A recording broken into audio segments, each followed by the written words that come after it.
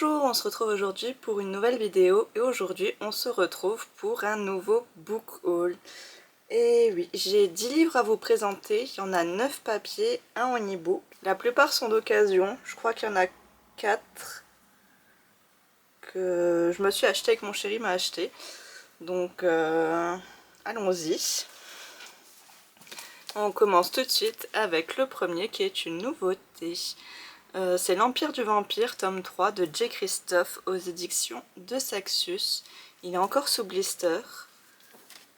J'ai très hâte d'enfin pouvoir commencer cette saga parce que oui, j'ai pas lu les deux premiers, mais j'avoue que je suis un peu aveuglément confiance quand ça parle de vampires. C'est pas... je vous conseille pas.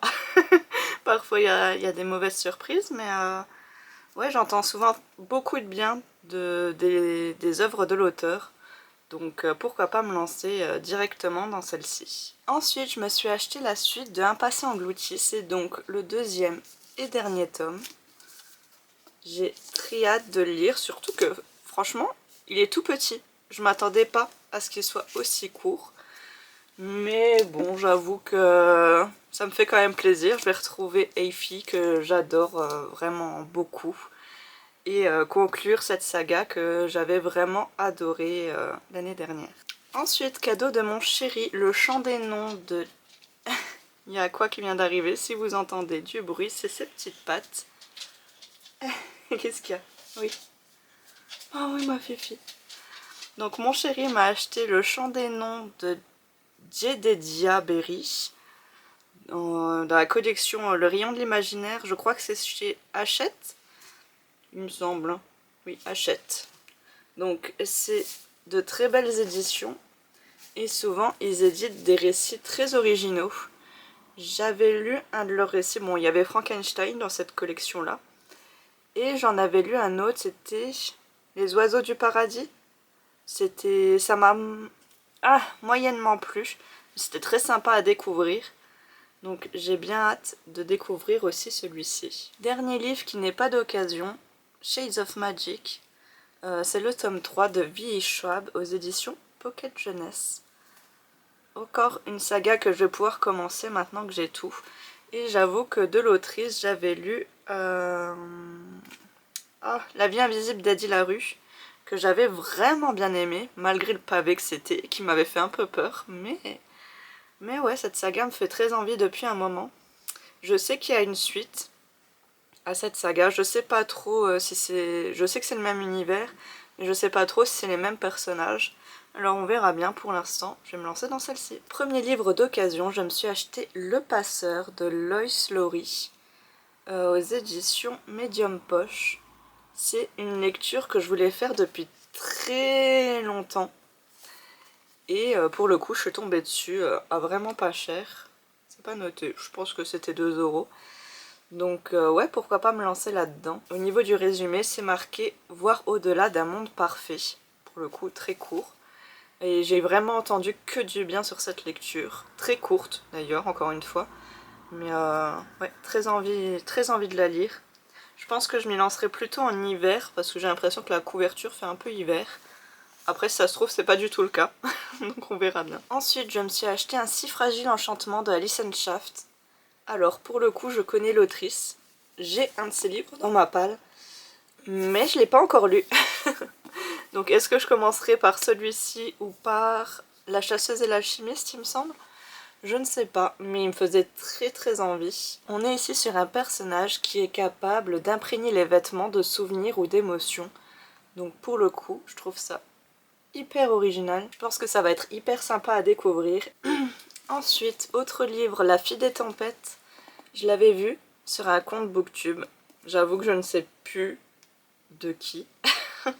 Mais ouais, elle avait bien apprécié et franchement, il me faisait hyper envie. On est ici sur une famille qui a principalement le pouvoir du feu. Et il se trouve que cette jeune fille, en naissant, va avoir le pouvoir de l'eau. Donc l'exact opposé.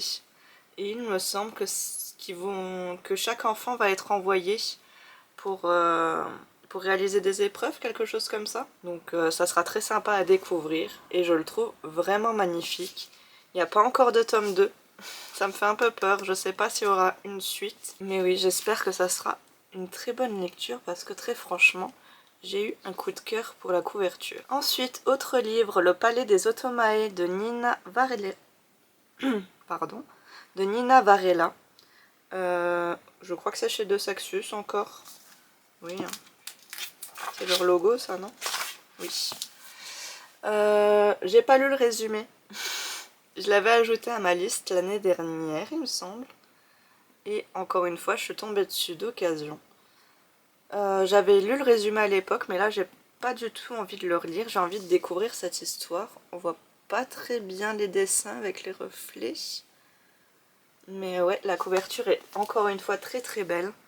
Et j'espère qu'il me plaira. On dit derrière, des machinations politiques captivantes entre des personnages intimement liés créent une lecture pleine de suspense, avec un attrait particulier pour les fans de romance. Donc j'ai très hâte de le découvrir, c'est une duologie, et le tome 2 est déjà sorti, donc pourquoi pas se lancer directement et acheter la suite. Dernier livre papier est d'une autrice qu'on a vue tout à l'heure, donc Galant de V.I. Schwab. On est ici sur une petite fille qui a été abandonnée.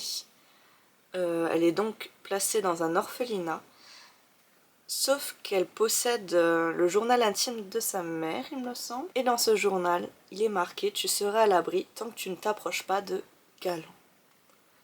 Donc on est ici sur quelque chose d'assez mystérieux. Il y a quelques images. Je vais essayer de vous en montrer une si ça ne spoil pas. Il y a quelques images. Donc ouais, pourquoi pas découvrir aussi celui-là de l'autrice. Après, je ne sais pas encore par quoi je commencerai. Est-ce que je lirai Galant? Est-ce que je me lance dans Shade of Magic? Celui-là, pour le coup, c'est un one-shot. Donc je prends pas trop de risques en le lisant au niveau des achats. Ce qui est assez sympa. Dernier livre, je vous le mets ici. C'est Ces promesses qu'on croyait éternelles. Donc c'est la suite de La nuit où les étoiles se sont éteintes. Et cette fois, on va se focus sur Kurt et... Kiera? Non. Faut que je vérifie. Kurt et Kenna. Kenna, pas Kiera. Donc Kenna, c'est un personnage où j'ai eu beaucoup de mal dans le tome 1 avec elle. Dans le tome 2 et 3, ça allait un peu mieux. Donc j'ai un peu peur. J'ai vraiment beaucoup de mal avec elle. Pourtant, je pense que c'est juste son caractère qui ne matche pas avec le mien. Parce que au final, elle est très à l'écoute des autres personnes. Elle est très pétillante.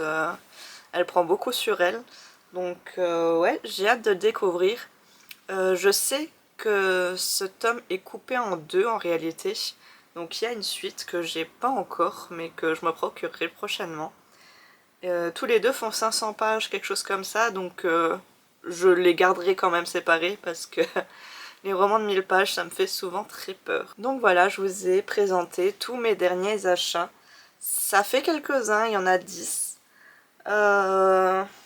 J'aimerais essayer d'en lire prochainement, donc on verra bien. Parce qu'en ce moment, mes pales sont assez grosses. Enfin, assez grosses. Non, il y a toujours 10 livres dans mes pales. Mais pour le coup, je mets souvent des pavés.